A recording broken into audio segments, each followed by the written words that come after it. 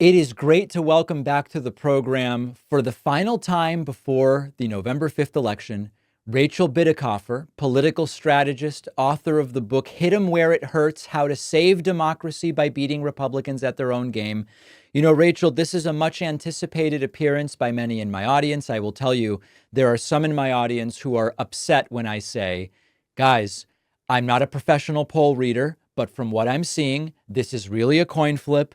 Georgia polling is looking better for Trump than it was some months ago, et cetera. And some people say, David, that's negativity. We need positivity, et cetera. My view is I want realistic. And I see no evidence that this is obviously going to be an election won by Kamala Harris. And in fact, if I look at the last 2 months, I see Trump momentum. The counter to Trump momentum is they're creating fake polls, et cetera, et cetera. I see Trafalgar Group there, but even if I ignore it, Quinnipiac, right, the other polls seem to show some swing to Trump. So tell me, who's right, who's wrong, what's in the data, what's not here? I mean, you're partially right, right? I mean, you're partially right in that I deal in data too. I deal in lead, man. My job is to tell you what's going to happen, not what you want to happen. Yes. But here's where you are a little off, I would say, is this idea that Trump has gained momentum. Okay. And when you say, well, I look and there's Trafalgar, let me tell you, Tom Bonier, Simon Rosenberg, and I were like, hey, maybe we should build an outside aggregator that uses only high quality public polling with likely voter samples, right? And Yes. so I was like, I'll go collect the data. So I went to go collect the data. This is like 3 or 4 days ago. And, I pull it up and I start it's because I have not been looking at any of the polling data. As I've told you guys, it's all, all I can tell you is it's a toss up. Okay. That's Right. it. Right. Right. And day to day, what you guys and your audience are seeing as changes in the race, right, are actually just changes in the polls. The race has stayed completely the same since the switch. It's an advantage 3 points nationally for Harris, which means that it is a toss up for sure at the swing state level. And I mean 50-50 toss up, right? So when I went to go build the aggregator, I had to write them back and say, actually, we can't do it because there's not enough standalone data to build it. And what that's saying is we're not talking about one survey that's like the flood the zone narrative setter from the GOP. We're talking about 15 of them. And there's very, very small subset of public polling. Most of it is coming from the three trackers, the ICE Post, Reuters poll, the YouGov Economist poll, and the Morning Consult tracking poll. Now, all three of those are large sample internet surveys, so they have much bigger, more robust N sizes to look down at cross-tabular data, but they are sampled from internet samples. At least they're offering a likely voter sample and not adult or registered voter samples, which are also more noisy. And what do they show, David? Well, they show no difference. I mean, in fact, I think we just got an update from YouGov or Morning Consult or one of them a couple of days ago, and it was still +4 Harris. Okay. So Okay. So we're that's not seeing interesting. So let's change. probe that a little bit Yeah. and dig in a little deeper. Likely voter models. Another claim that's made, and this is why we go to you, so you tell me whether this is a worthwhile claim. Another claim that is made is that the dynamics of this race are so wacky that determining who is really validly considered a likely voter is more difficult than ever. And so likely voter doesn't tell us something we need to know because we don't really have a good sense of who's likely to vote. Wrong, I would say. I mean, Okay. we have like this idea that the electorate is changing and Trump brought in all these new people in 16 and maybe he's doing it now, right? Those things are really overstated, as are these day-to-day changes in the polls, which, of course, CNN, MSNBC, ABC, New York Times, all of them treat them as changes in the race, not changes in a survey moving from one to the other, right? And so this is another area that is really misreported and mishandled by media. So, So keep you that have in. no concern that the issue with the polls is they're not really figuring out who's likely to vote. You're comfortable with that aspect of the I am, methodology. but here's where the uncertainty is going to enter. And like I put out a tweet about this. Now I've been doing weekly election analysis. So if you haven't subscribed to my Substack, you need to go and do that so that you're Yes. not following these polls every day and having freakouts. Okay. So you understand how to look at the rest of the data, because there's a lot of hard data that we can look at and other things that are not head-to-head horse race within the margin of error surveys. So you should go and do that.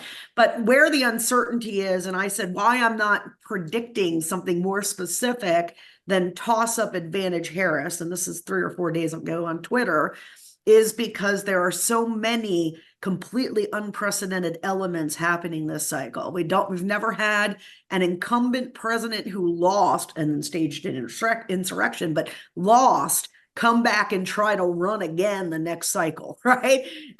We've never had the nominee switch in July like that, especially not in the modern era, maybe Right. historically when it was a different system, right? We've never had a female Black nominee. And I'm here to tell you guys, America's racist as fuck, okay? It is a racist country. This election, if it goes against us, it will be because of migrants, okay? Like 63% of people want to do mass deportations. You're not saying you would blame the migrants, just to be clear. You're saying it would be because of antipathy towards migrants. Yes. Yeah, okay. Yes. It's the antithesis. Well, I mean, I'm also blaming the idea of letting 6 million migrants in for a year, guys, okay? Because like in our little liberal fantasy bubbles in LA and San Fran and DC, there's no such thing as an illegal and everyone's a human, okay? In the rest of America, we're about to see small L liberal democracy collapse because you can't have 6 million people cross the border in a year, guys. So you agree that's a real issue, the way Republicans say yes. it is. Yeah, okay. And unlike us, it's their number one issue. So like if I was giving speeches to Republicans, I would say to them, what's the one issue Democrats don't want to talk about? Now, I do a version of this for my speeches, which are, of course, to Democrats. And I say to that audience, because I can't get people to understand this, no matter how many times I try to push it, what is the one thing Republicans don't want to talk about this cycle? And they know it's abortion, right? And I'm like, why aren't we talking about it incessantly then, right? And so on their side, if I was doing that speech to the audience, I'd say, what's the one thing Democrats don't want to talk about? The room would yell back, immigration, right? And so they have centered their campaign strategy around that, which has a true salience. And I'm going to tell you, in that 63% of people who wanted mass deportations of the migrants, it was like 40% of Democrats, okay? You don't get to 63 without some Democrats, okay? And then the other issue is trans. So like if you have been following their advertising strategy, which of course I have been, and has predominantly focused on men, okay? And we can talk about that as an unknown in a second, right? But it's predominantly focused on men. And what's the argument? They're all about how Kamala got sex offender in prison, a gender transition surgery, okay? And the closed line is, she's with they, them, and it shows scary trans people, and he's with you, okay? And I'm going to tell you, in our world, they'd be like, well, what's the most important issue? Well, abortion's not the most important issue. We shouldn't talk about it. Okay, well, trans rights, I'm here to tell you now, on no surveys is the number one issue to people. Right. But they made it the number one issue, and it's a very effective wedge. So, what people want is a certainty that we cannot provide, because when we're talking about presidential elections, we're talking about an N size of like 38 total cases. There's like been 38 elections, or there's only one every 4 years in the modern era, right? You don't have this big data set. And to have so many known unknowns going on, it makes it very difficult to predict. But the other thing is not so much trying to figure out who the likely voter is going to look like. Now we can anticipate that. So like Trump's strategy is has really gone all in on writing off women, basically, JD Vance, right? And focusing on men. And their theory of the case is, we're going to radicalize men on trans and immigration issues, and we'll get low propensity voters to show up and vote, right? They're going to come out and vote. Well, the problem is to see that happen first, you have to see a registration boom in the data, because most of our states, you have to register in advance to vote later. Let me ask you a question about that specifically to Pennsylvania. There are Republicans gleefully claiming that they have an advantage in new registrations in Pennsylvania, and that given how close it was in 2020, that's it. On the other hand, you have some Democrats saying early ballot submissions favor Democrats. That's it. And it's obvious that it's Kamala Harris who's going to win Pennsylvania. Is either of these tea leaf readings valuable? No, I mean, early vote and vote by mail used to be valuable until Donald Trump went and told his side of the electorate that early voting and vote by mail was fraud. I mean, he did Yes. that all through 2020, and it changed mass voter behavior, not just a little bit, but significantly. We saw huge drop-offs of Republicans doing that, and it was pervasive. It lasted, through 22, we saw that still, right? So now it's noisy data, right? And it's a shame because it was a nice hard data point. Now, in terms of their claims about registration, the registration deadline just passed, and I'm waiting with data. It takes time for all that to be processed, but we'll be looking again. I had Tom Bonier from Target Smart, which your audience probably is familiar with, Tom and Simon Rosenberg, pulled the registration data a couple weeks ago. And I'm like, just tell me this one answer. I just want to know this. If their theory of the case is that they're going to motivate more men than ever to come and vote Trump, then they have to have there should be a boom in registrations for men. Okay. And it's not there. It wasn't there in the initial run of data. And I can't say for sure it's not going to be there until I get this second, run of the analysis after registration is closed, right? It's closed now. But my guess is it's not going to be there, guys. And the reason is when Steve Bannon told Donald Trump, don't worry about suburban women, we can win this election without them. I was like, oh, as a trained political scientist, I'm like, oh, so your theory is you're going to get people who don't vote to show up and vote. Well, you have fun with that, because that is the hardest thing in electoral politics to do. Half of the country, again, half of our fellow citizens, when you're in the mall, maybe not if you live in LA or San Fran or some major city, okay? But if you live anywhere else, you go into a mall, half the people you walk by do not vote. They don't vote and they don't care. And they're proud of not voting. Okay? Yes. And then when you get to the 50% that do vote, most of them have no idea that John Kelly called Trump a fascist, and they'll never hear it unless we get saturation news coverage and everyone pounds on it for 2 weeks, okay? Right. They're never going to hear it. So that's the reality of the electorate. It is perfectly capable in this moment with that propaganda machine. And, we only got modest change. The Harris campaign is running good strategy. They've been running, picked it up from Joe Biden. They've kept it going. And, they're making sure to bring voters up to speed on the crazy and try to build this big tent, because we're trying to get Republicans to vote against brand loyalty. It's very hard to do, right? But down ballot, a lot of the races have run old strategy. And here's the thing, it's like, okay, we're on the cusp of collapsing into fascism. Most of the country, that pit in the stomach that you have, I have, your audience has, that's gotten worse every day and will be almost like, undealable next week, right? That is not something that your average American at your kid's soccer practice has, dude. They don't even know that. They won't know until it's all happening. And then they're going to be like, oh, holy shit, what happened? Like, what do you mean that, the newspapers all have to sign up with a ministry of truth? So on that note, Rachel, I mean, I agree with you that the John Kelly stuff, it's just not going to move the needle.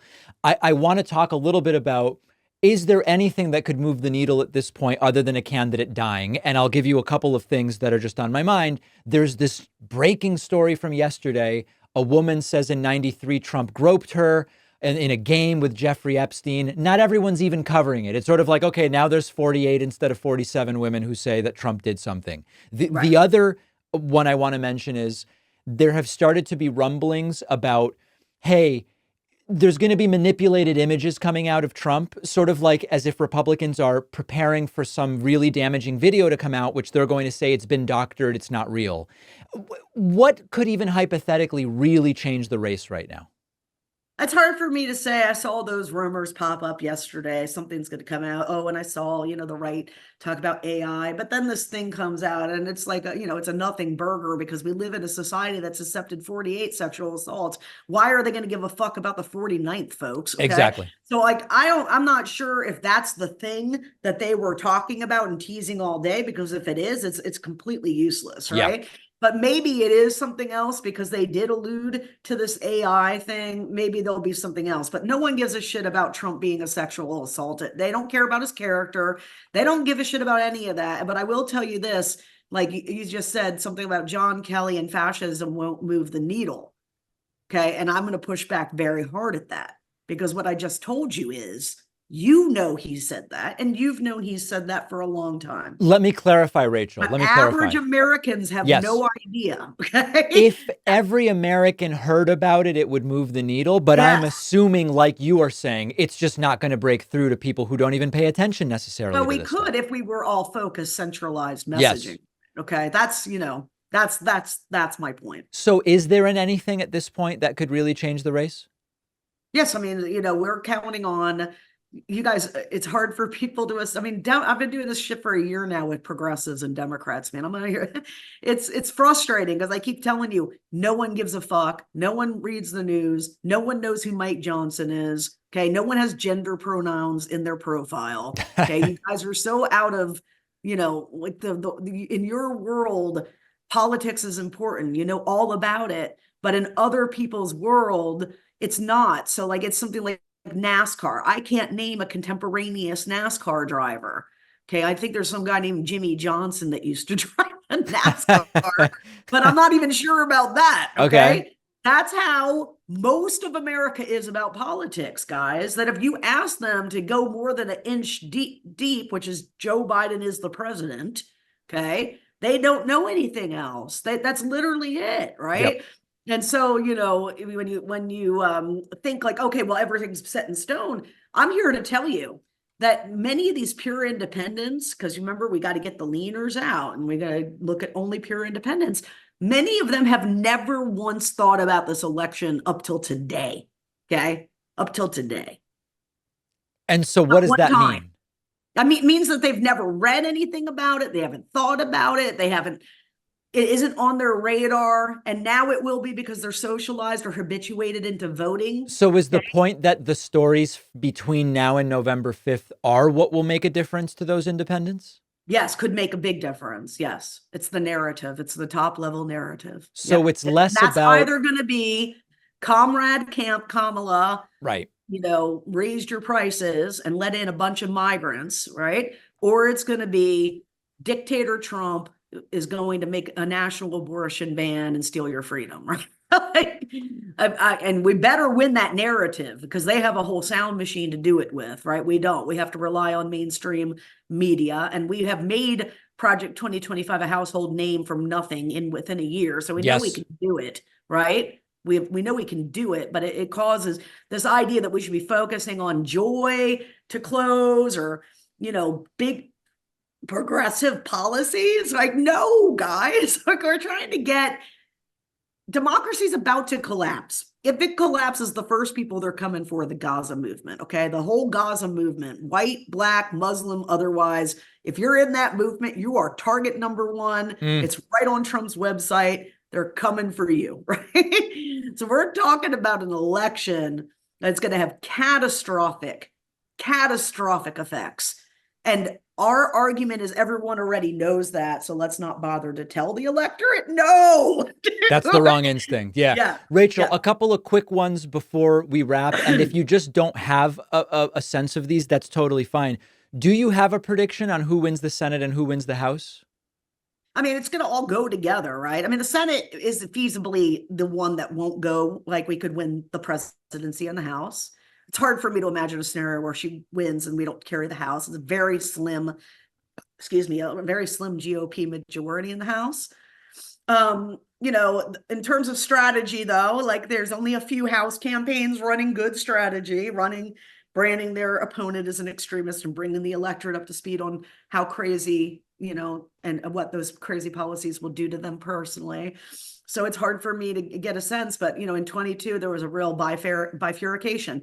People in races that ran new strategy won, the ones that didn't lost. Most of them are not running it. So in the Senate, I'm very bearish. I feel like we're not going to make it because we chose to run old strategies. And they're telling the same swing voter that we think we can't do this to. They're telling that same swing voter, don't vote for Colin Allred because he's going to turn your boy into a girl. That was going to be my question. Is there a shot that Ted Cruz loses? I mean, it could happen, but here's where things go haywire, folks. I mean, as a political behaviorist, I'm here to tell you institutional structure is going to be the most important determinant to voter participation. What I mean by that is how hard is it in a state to vote? The Constitution gave the states the ability to run their own electoral system. So we have this huge variety of systems. In Oregon, they send me my ballots in the mail. I have 2 weeks. I have a book I can read while I'm voting. And so lots of people vote because it's super convenient. In Texas, they have made it as hard. I mean, it's always been harder to vote in Texas, and that's why you saw 60% turnout rates in Oregon. In the same cycle, it'd be 37% in Texas. Okay.